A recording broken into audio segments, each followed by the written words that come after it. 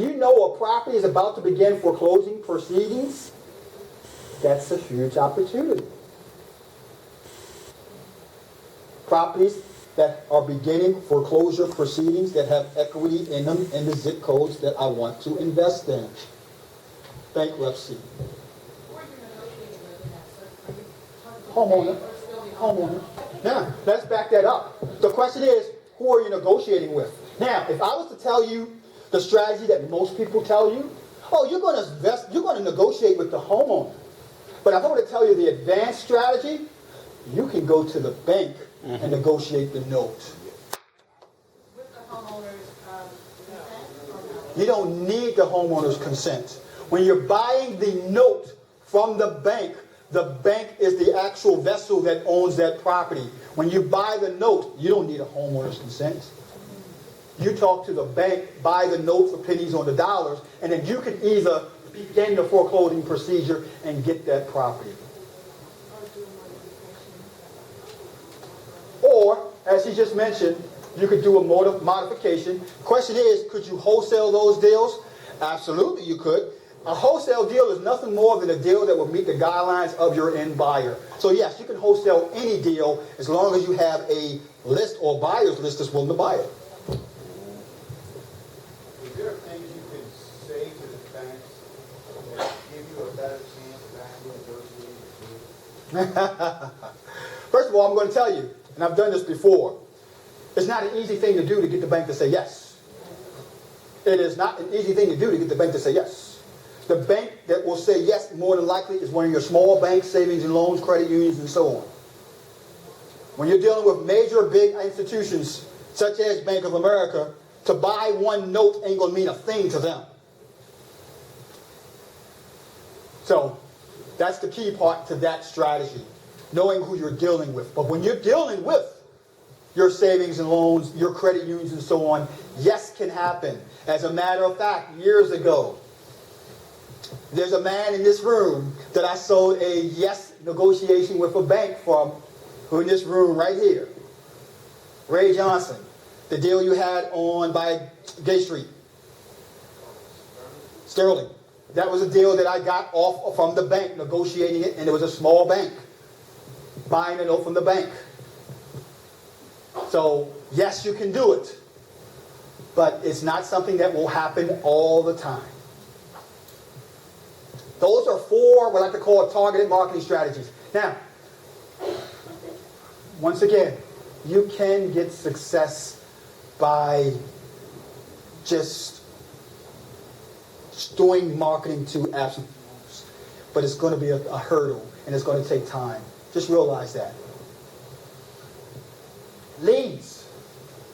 Man, there's a lot of ways to get leads. A huge amount of ways to get leads. We talked about 4 of them already. We talked about absentee owners. We talked about expired listings. We talked about eviction notices. We also talked about Craigslist marketing. We also talked about bankruptcies. That's 5 different ways right there. The easiest way that you guys are going to be able to maneuver around the lead field is base your leads on your actual cash flow you have to do deals. Everything you do in marketing should be something that is verifiable, checked, and balanced. So, this is something you need in your system. I don't care if it's a written system, if it's paper, if it's an Excel spreadsheet, if it's a Podio work system. But you need to know every week of every month how many pieces of mail you sent out, how many people you've talked to, how many deals you closed, and how much it cost you. Because if you don't know your numbers, you don't have a business, you have a hobby.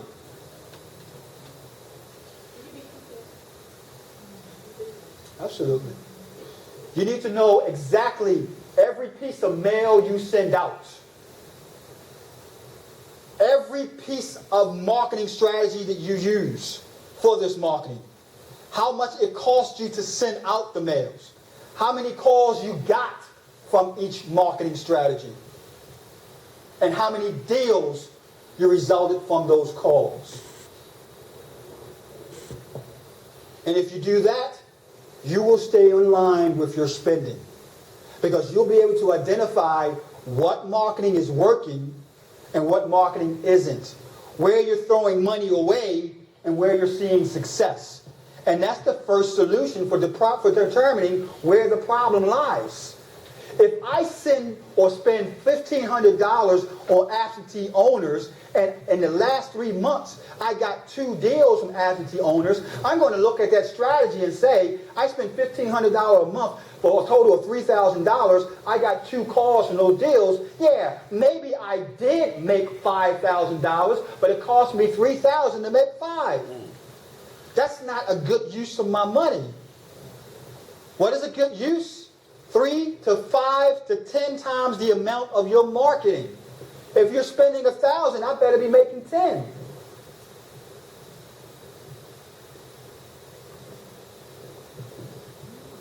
That's the key.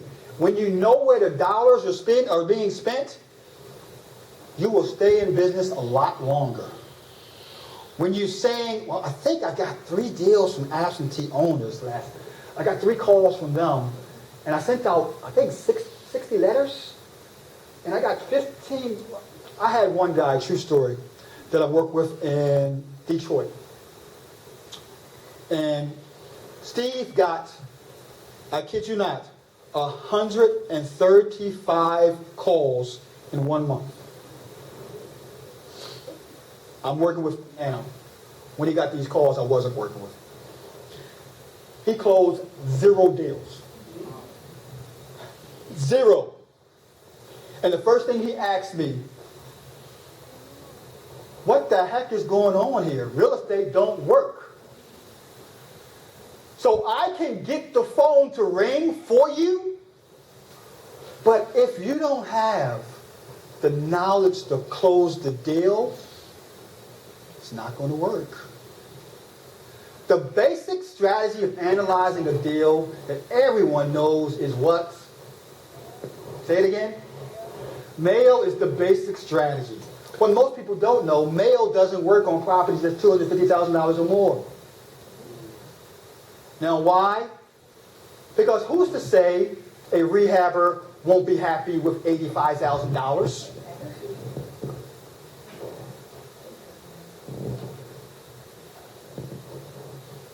Well, mail says that I need to buy it at this number so that the rehabber can make $95,000, but I'm only going to make $5,000. Well, come on.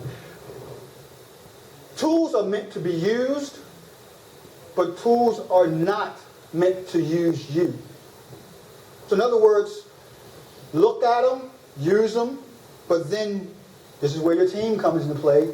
Where the myself, where the Rons, where are the people in the room that are doing deals, where are the actual working with people and talking to people and saying, how is this affecting my bottom line if I use this strategy? So going back to Steve, I say, well, Steve, the problem is that out of those calls you made or those calls you received, the process you had in place was not there in place for you to analyze the deals. So what we did was we put together what's called a seller questionnaire. The seller questionnaire is based off of the 10 questions you should ask every seller who calls you so that you can analyze the deal and decide which bucket it goes in. Is it a wholesale deal? Is this a buy and hold deal? Is this a rehab flip deal? Is this a subject to deal? Or is this a deal where I'm taking over payments and I'm trying to do some type of structured financing? The seller questionnaire tells you that. Bonus number 2. Send me an email, I'll send you the seller questionnaire. Now, it tells you, and it asks you to ask the seller for particular information, 5 pieces of information that I can use to analyze any deal. Mr. Seller, how much do you owe on your property? Well, I owe $100,000. Mr. Seller, how much a property is selling for in the area? $110,000. Mr. Seller, how much do you want for your property? $100,000. What did the seller just tell you? Say it again. I'm going to ask one question at a time. Anybody? So you might be going to do a housing Right. The key point is the seller just told you how to buy the property, first of all. The seller also told you that profit doesn't matter. He just wants someone to take over this situation if you can convince him why he should do it. So when I get a deal like that, the first thing I'm trying to figure out, remember, we got $100,000 owed on the property. We got a property valued at $110,000, and the seller wants $100,000. First thing I want to know is, how much is the mortgage payment? Oh, the mortgage payment is $685 a month. Okay, and next thing I want to know is the property occupied or vacant? No, the property is vacant. Mr. Seller, okay, how long has the property been vacant? 4 months, I just can't rent this property. Bam, I got that property. Mr. Seller, here's what I can do for you. I can guarantee you $650 a month with a $100 increase each month for a total of $750 per month for the next year, guaranteed rent, whether your property is vacant or occupied. Will that work for you? Oh yeah, it worked for me. I'm giving the seller $750 a month, guaranteed, whether the property is vacant or occupied. Property needs very little work. What I'm going to do, I'm going to put that property, I'm going to put 4 rooms in there, and I'm going to rent it out for $2,200 a month. Yes, $125 to $150 per week, per room. So I just did what is called building force equity, the highest and best use. I just took a $750 rental and made it into a $2,200 a month cash flow machine.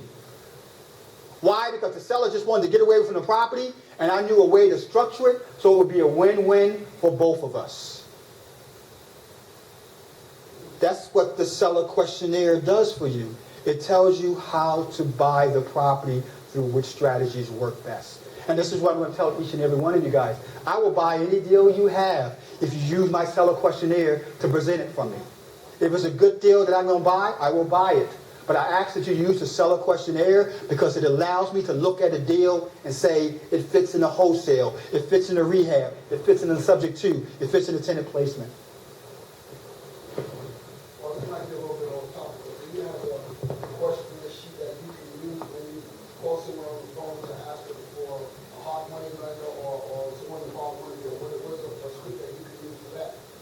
A script that you can use to talk to a hard money lender to see if they're interested in lending you money. Well, first of all, if they're a hard money lender, they are interested in lending you money because they're hard money lenders. The question is, can you qualify based on their terms? Because some hard money lenders are centric in regards to you having skin in the game. Skin in the game, meaning that you have some money to put into the actual transaction. And some hard money lenders are more centric into your experience. So there's 2 different types of hard money lender when we're talking about there. Send me an email. I'll give you guys my top 3 hard money lenders.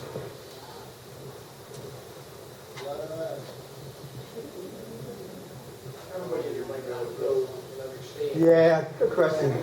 The reason why you do rooms for rent versus just renting property out. Can you bring that a little bit? Yeah, great question. Ron said, why rooms for rent?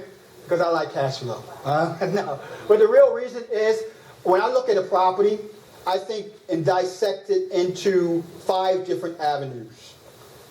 A house is built around amortization, tax benefit, cash flow, appreciation, and depreciation. Every deal is built in those 5 different avenues. And I'm looking at that deal and seeing exactly where does it fall in. Highest and best use just means that I'm looking at the deal and I'm saying, where can I make my end dollar amount? And why do I like rooms for rent? It's because it gives me the maximum amount of cash flow. Now, rooms for rent won't work in every area. When I'm in what you would call a $1 million neighborhood, it's not going to work. When I'm in a $500,000 neighborhood, it's not going to work. But in your average, medium to low income area in Baltimore City, Baltimore County, it will work all day long. And that's what I'm going to do if the situation tells me to. Example, we did a deal off of Hilton Road near Morgan University. The seller questionnaire said, this is the perfect deal for subject to. What is subject to? taking over somebody's mortgage payment until you're able to sell the house.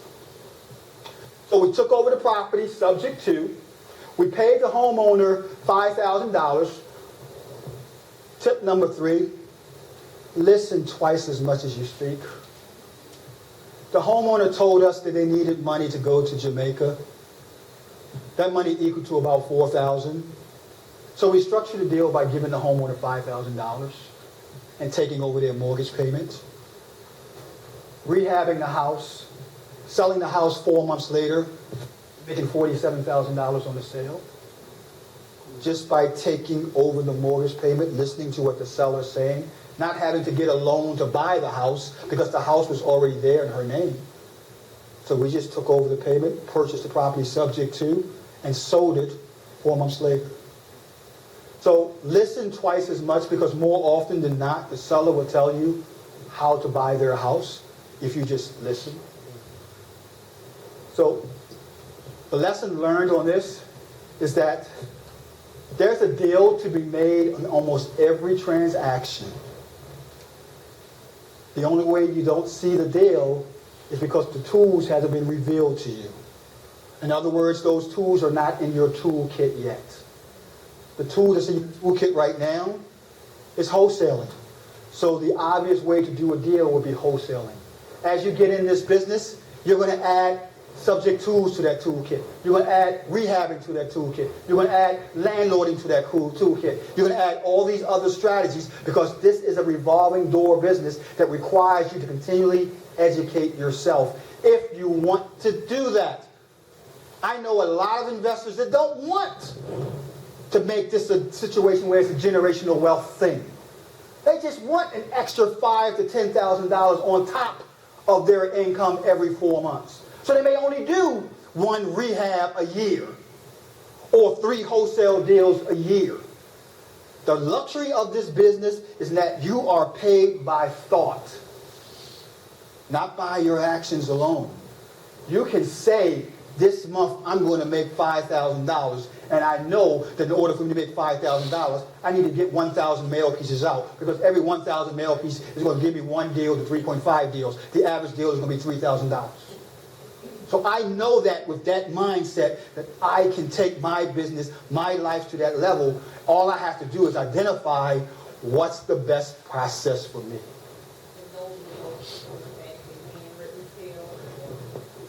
Okay. Karen is asking about what's the best mail pieces to use, or how marketing strategies you use. We use both yellow letters, postcards, and regular direct mail pieces, what you call your typical business style letters. We do them all. The highest conversion rate of any direct mail marketing campaign you do will by far be the yellow letter. The exception to that is when you're dealing with price points of $250,000 or more.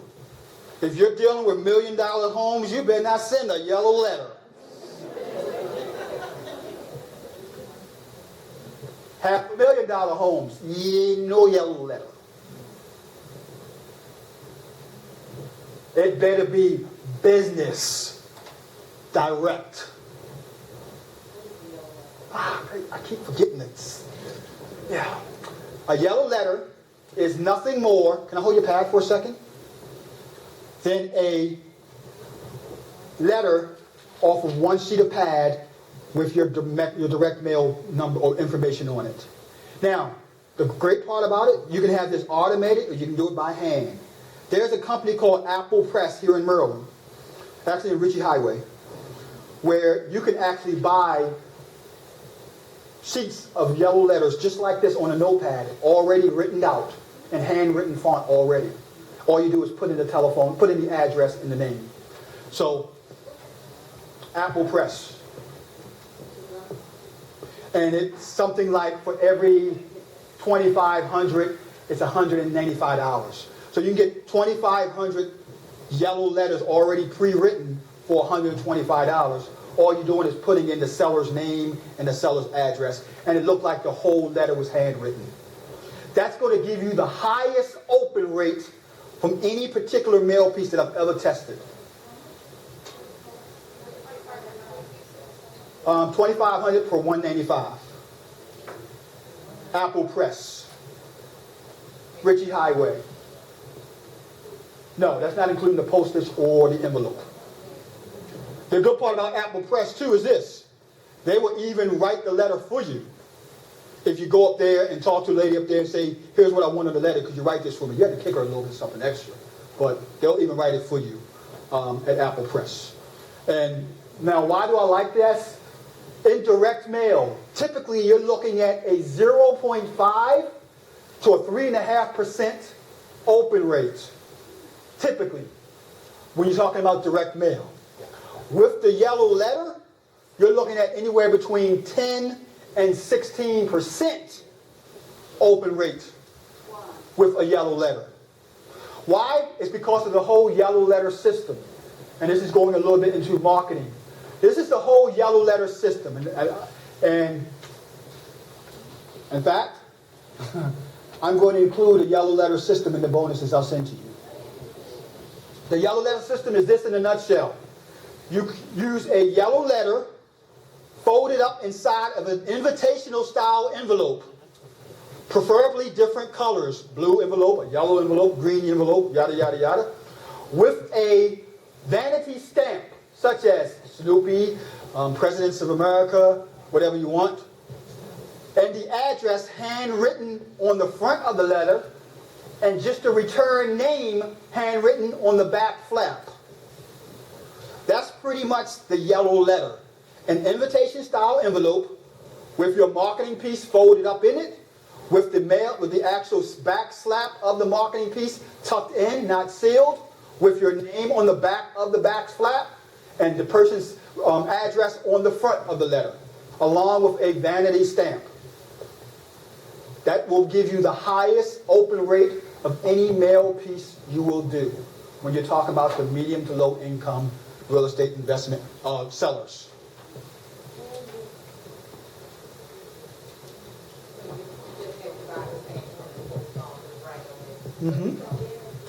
A vanity stamp is like stamps like Snoopy, Presidents of the United States, and so on. Now, why is this so important, or why does this give you a higher conversion rate? I'll tell you why. Because it's meant to build curiosity. It doesn't look like a business envelope. It looks like an inviting piece of invitation. And then when they open it up, you're hitting them with your message in regards to wanting to buy their property or so on. Yes? So there's no return address? No. I usually just put the actual name of my name on the back. But Charles, we want to skip trace those ones that were Go ahead. returned. How do you get to do that if you don't put a return address? When you say if I wanted to skip trace the ones, If your return address is on, you get the Right. one that can't be forwarded, so you can maybe skip trace those owners. But if you're not doing any address at all, how do you? I'm not skip tracing. You're just done with that? Yep. Okay. I'm not. Most of the time, a letter that's undeliverable is a letter that's going to stay undeliverable. The person is no longer living there. Now, I do have a skip trace system when I am doing marketing that is putting the actual return address on them. Have you guys been to realdealmeetup.com? Have you seen the skip trace system I put in there? Man, there's a complete system of how you find vacant property owners.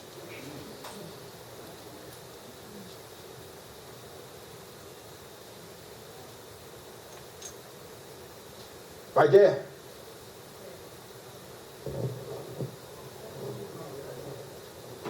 Now, this is a detailed cheat sheet that we use to find vacant property owners. 7 steps.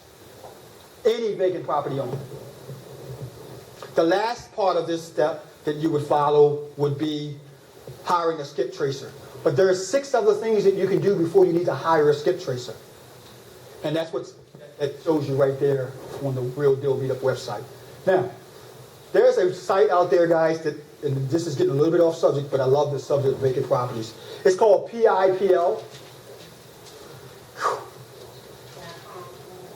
PIPL will allow you to search for your vacant property owners on all the various networks, as well as try to find their phone number and so on. And it's free. So I could put in Ray Johnson's name. Ray lives in Baltimore, but he no longer is living in that property that he owns on Allendale. And I can look for his name, and find relatives that may be associated with him, next door neighbors that I could call to see if they know where Ray is at, or I could find Ray's latest Facebook post or Twitter tweet.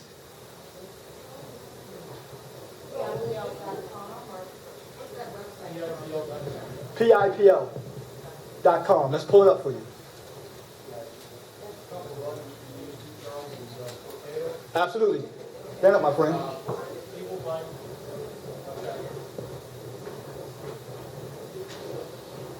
So, that's why the internet is a beast. Because stop thinking in terms of how do you usually find people. The person that moved out of the house, they didn't move their Facebook account. They didn't stop commenting on Facebook or sending out tweets. And that's how you find that seller that you can't find for that vacant property.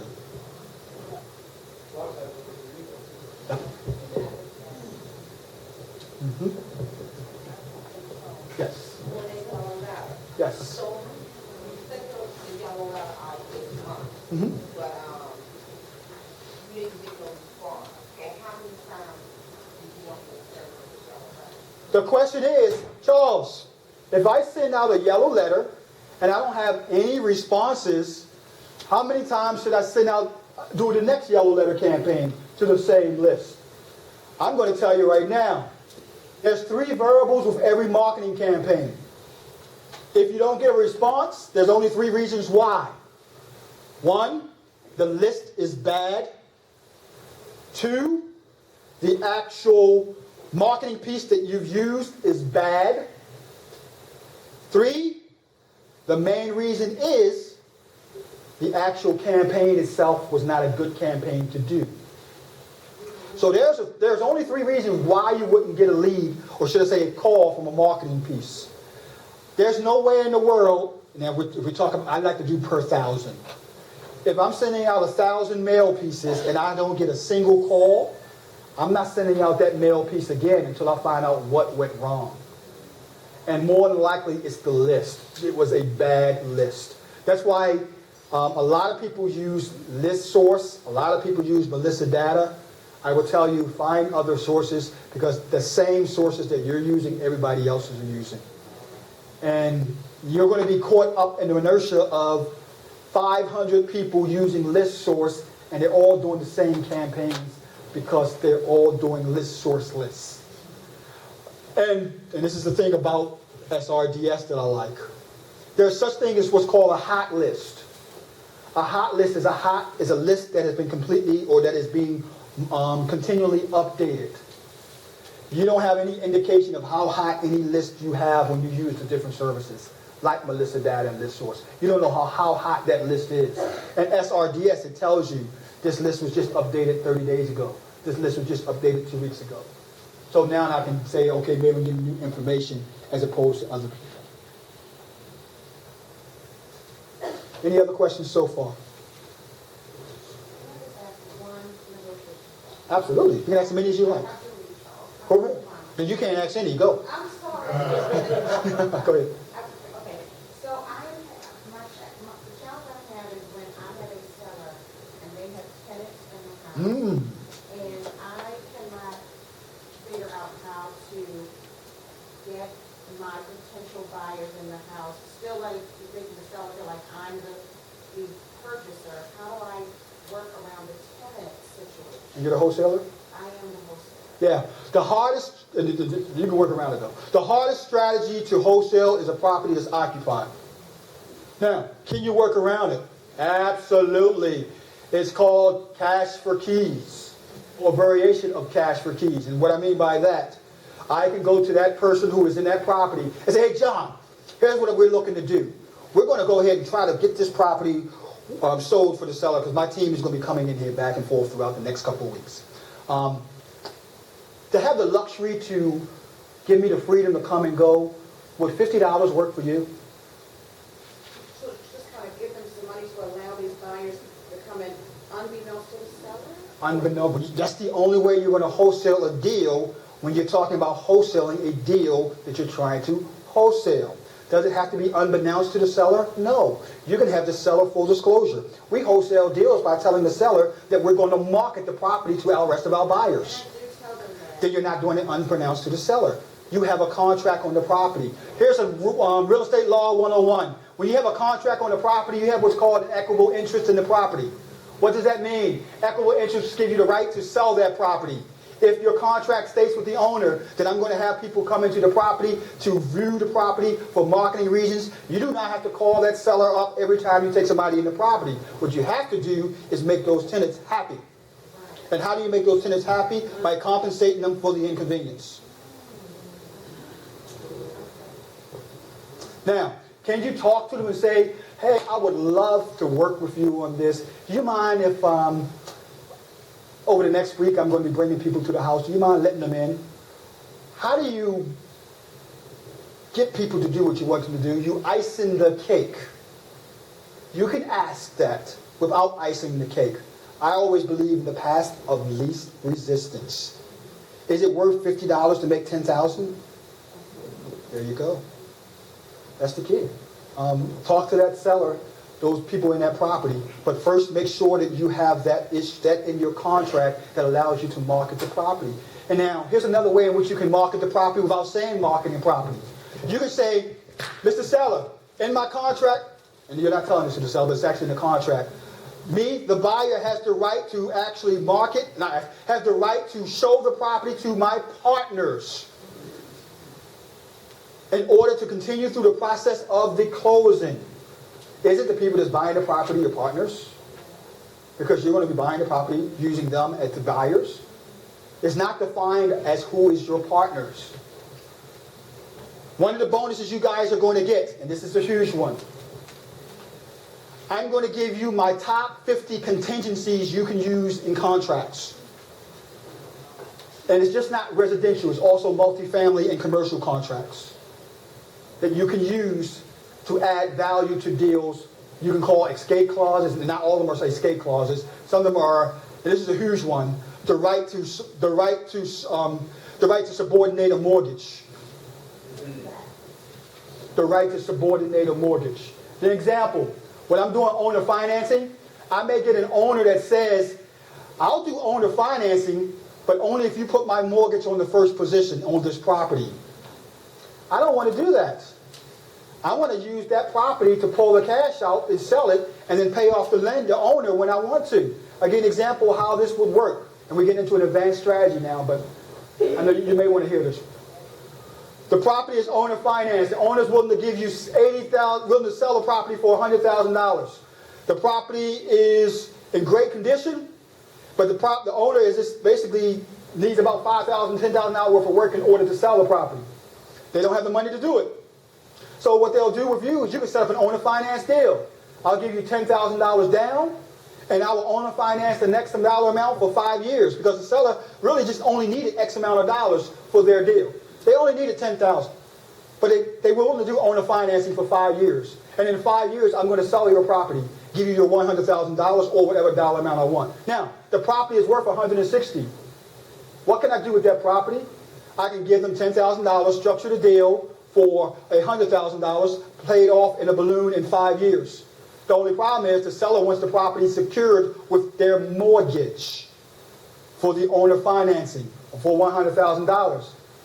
So I do what's called a substitution of collateral, where I'll tell the seller, I have no problem with doing that, but I would like to put that collateral on one of my other properties that I own. So I will put your property, your mortgage, on the first position on another property I own. Yes, you can do that, Mr. Buyer. I then take Mr. Seller's property and sell it. Make $100,000, $150,000 to be exact, that I can use for free for 5 years.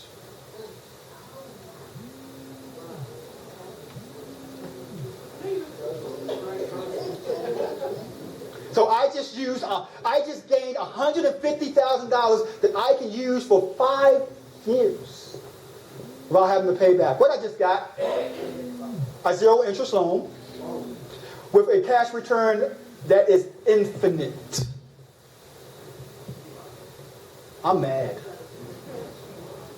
That's what we're talking about when we get into advanced strategies, marketing and stuff. I mean, advanced strategies of owner financing. Let's talk about team building. Team building. My whole business is built around VAs. VAs is the livelihood of my business. And this is my business model. It's me, it's Holly, and it's the rest of my VA team.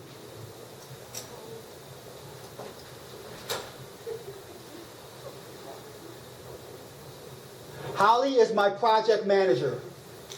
Her job is to interview, hire, and work the marketing strategies that the mad scientists come up with. So she implements everything that comes in my head and disseminates it down to the team to execute. That's how I work with VAs. That's how I work in my business. The key to my success is the fact that I'm the closer.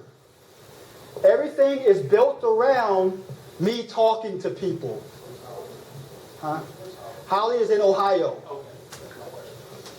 My team, India, Philippines, Canada, United States, London. That's pretty much where they all are. So when I say, call me, I'll talk to you, that's because that's all I do. Every Monday and Friday, I go over with Holly what issues or problems we're having in the systems that need to be done. I have 2 key systems to run my business. My real estate system is Podio. P-O-D-I-O. Many of you guys have heard me talk about it. Podio is the system that we're using right now to do deals in 5 different states.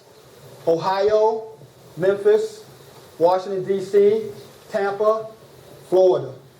And we're also doing, of course, Baltimore. Now, the only thing about Baltimore is I try to stay out of the, what you would call the, what's the best word I want to use on this? No, I ain't gonna say undesirable. I try to stay out of the war zone. Not the war zone, because we're going in a different direction. The game of marketing my sites in Baltimore. Why? Because a lot of my clients come from Baltimore, and it'll be a direct conflict. So what I do in Baltimore is mainly joint venture, because I get a lot of people that we work with, and they'll say, "I want you to rank my website. I want you to get me leads online. I want you to do this." And they're not going to look highly on me if I'm ranking my site and doing the same thing that I'm supposed to be doing for them. So we stay out of Baltimore with the rankings of the websites and stuff like that for my business.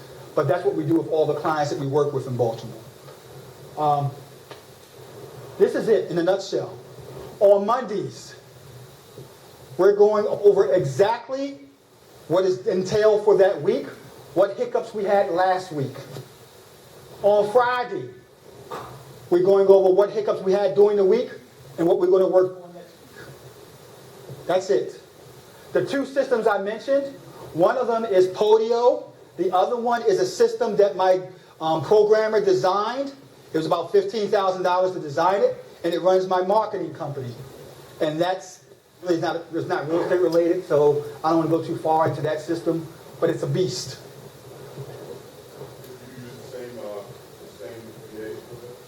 Yes, because that's the key with the VAs. You want to make sure your VAs, because we're talking, a lot of this we're talking with marketing, and a lot of it we're talking with in regards to cold calling and so on.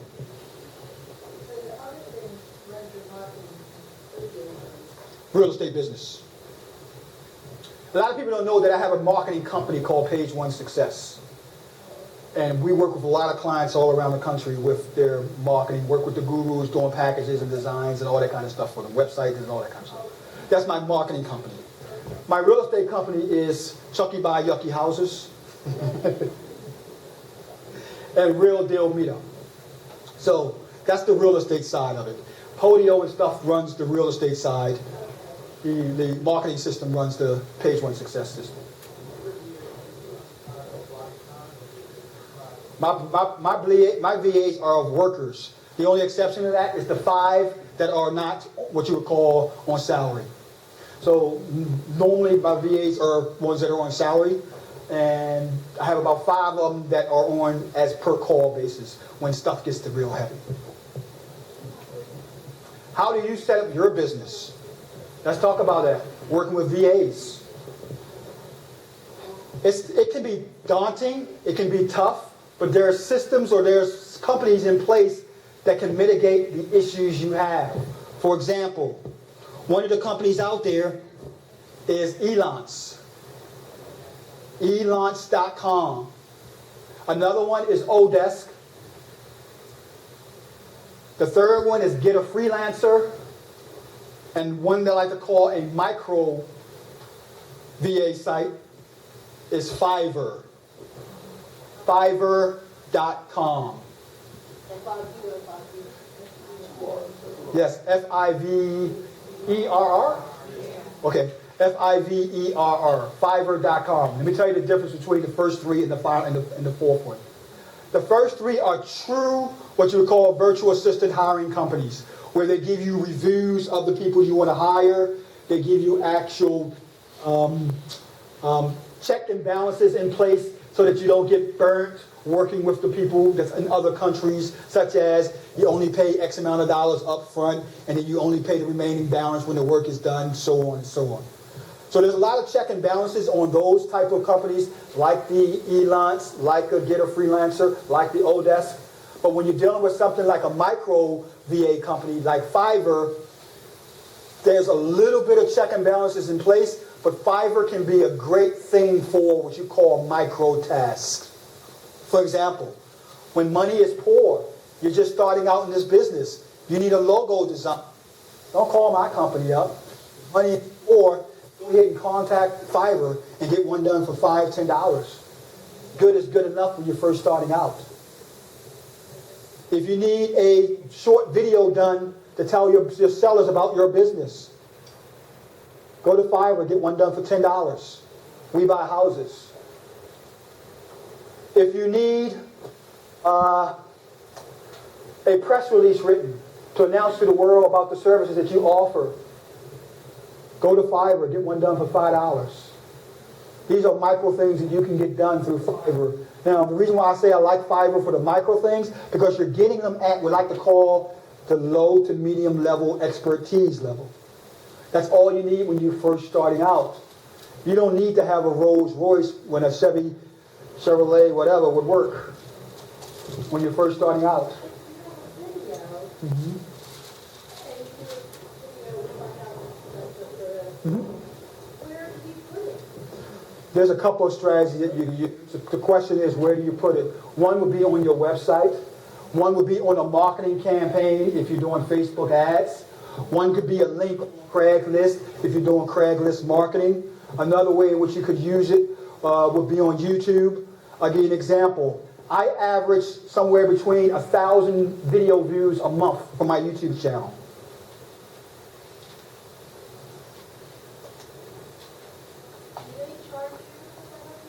No, YouTube is free. So if I was to go in here, and I love YouTube for leads, guys, I'll tell you that right now. Now, it can be extremely daunting to do videos, so I'm not telling you to do them yourself, because you can hire somebody to do a video for you for $5. The key is just marketing that video on the sites that's going to make sense for you, like Facebook and so on.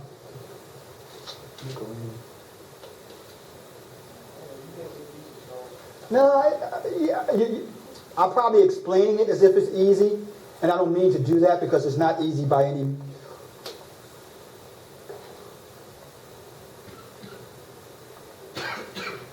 Yeah, so I'm gonna tell you right now.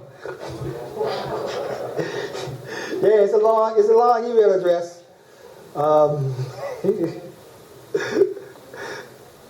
I'm ashamed to show you my email account. I got like 44,000 emails in it. Now you just made me forget my password.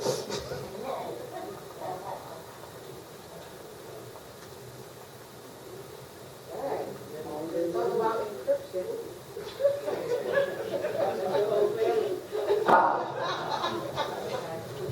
Now, the reason why I had to do the encryption, because I had this little thing right here turned off.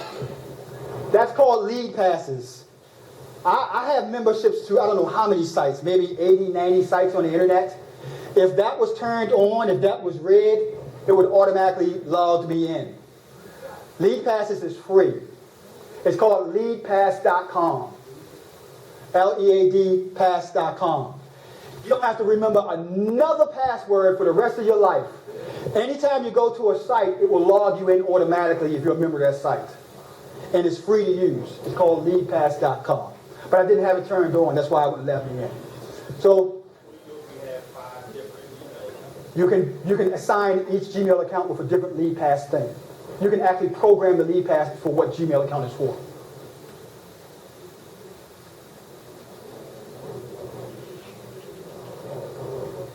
See, last month I got over 42,000 views on my videos. 1,086 in the last 30 days. And these are, now, you gotta realize, I got almost 200 videos online. So is that a YouTube account or That's my YouTube account. Yeah, that's my YouTube account. Whenever I work with people, and whenever I show you guys stuff, I try to show you stuff that I'm actually doing, not a matter of theory. So that's why when I started this whole thing up, I started with people that would say you stuff don't work, is because they don't know how to make it work. So in other words, the easiest thing for a person to say is it don't work instead of I don't know. They would rather tell you it don't work because they would rather not say I don't know. So, back in regards to your systems, my VAs do all kinds of tasks. They will do a slide out phone call. They will call individuals up in regards to the seller questionnaire. They will design a landing page or lead page or squeeze page so that we can get leads online from Facebook and so on. They will build a website out. They will build logos out. They will create complete funnels or create products for the different gurus that we work for who want us to create programs and systems for them. So they do all the work. My job, and it's going to be your job, if you guys so choose to take it, is to direct them. So you have two approaches for your business. Either you do the direction or you do the work. Most of the time, the direction is going to be done, but you have to get to the education level where you can direct. So how do you get to the education level so you can direct?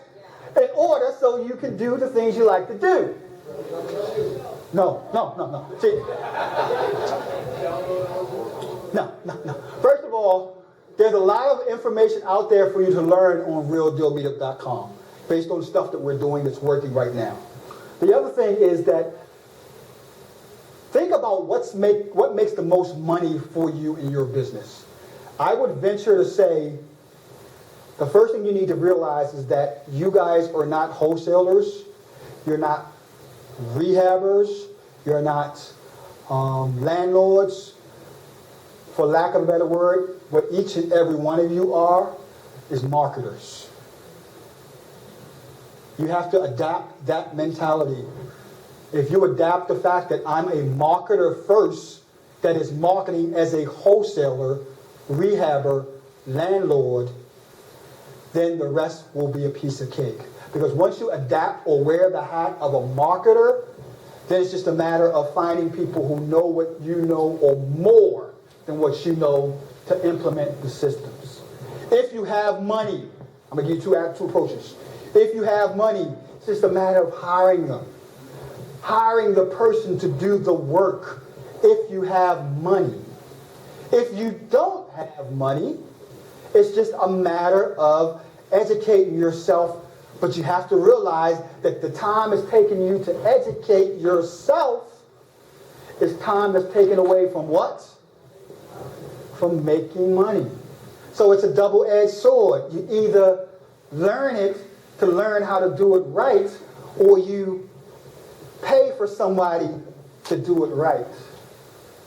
Keep that in mind. I'm going to give it to you like it is. I'm going to give it to you the truth. So when we talk about working with a VA, you don't have to, but understand that when you bring this into your education level, like Brittany did, she decided that she wanted to learn everything she could about search engine optimization. And six months later, she's on the first page of Google, making $30,000 per month in the last 3 months getting leads. Doing it herself. She's got one VA that she hired in the process. But she learned it first, but it took 6 months. So, I'm not telling you to stop what you're doing with the real estate. All I'm doing is telling you to allocate time if you have to add the educational piece to it. And only do the stuff in real estate that is working. Because if you're doing more than what's working, or should I say less than what's working, the final conclusion is going to be real estate doesn't work. Because you're running around in circles doing nothing that makes sense. Well, let's try to make this. Go ahead. If you have people with different gifts, some people are very naturally inclined towards technology. Right. Are inclined towards talking on the phone. Right. Etc. Right. What's to say that individuals cannot team up? That's where I was about to go. Just like you joint venture with a wholesaler, you joint venture with if you feel as though you're technically challenged. Some of my VAs come from these meetings. They want to learn from me. In turn, I put them to work in my business. I teach them. They help me with my business. It's a trade-off. It's a win-win. Then they get a percentage of the deals that we work on when they're working in my business. So that's what I'm thinking. That's what I'm telling you. To think outside the box. For every problem, there's always a solution. In relation to fiber Yes. or VA, Yes. what is the most difficult that we expect to be done on fiber? The question isn't the most difficult task to get done. The question is, at what high quality will the task get done? Because you can get just about every task on Fiverr done. The question is, how high of a quality? Let me give you guys an example. 5 years ago, actually 3 years ago, I hired a guy off of Fiverr to work for me as my program director, as my software developer. We created what's called the CL Spider. I don't know if you got, any guys ever use CL Spider? Brian back there used it. CL Spider was a piece of software I had him develop that would go into Craigslist, pull out all the different real estate stuff in Craigslist, and put that person in it, put that in an Excel spreadsheet so we can send them an email. And it does it on autopilot. Just by clicking a button. I tell the CL Spider, I want you to go into Craigslist and do this. I also had one for SDAT. The SDAT one, this is before the government tried to shut me down. The SDAT one was a software that I had my software developer create that would go into SDAT, search any property that I want, pull the owner's information for a whole zip code and stuff, and allow me to market to that owner through direct mail. The problem was that my computers was being used by so many different people because I gave the software away for free. My computer was being used by so many different people that the Department of Taxation threatened to sue me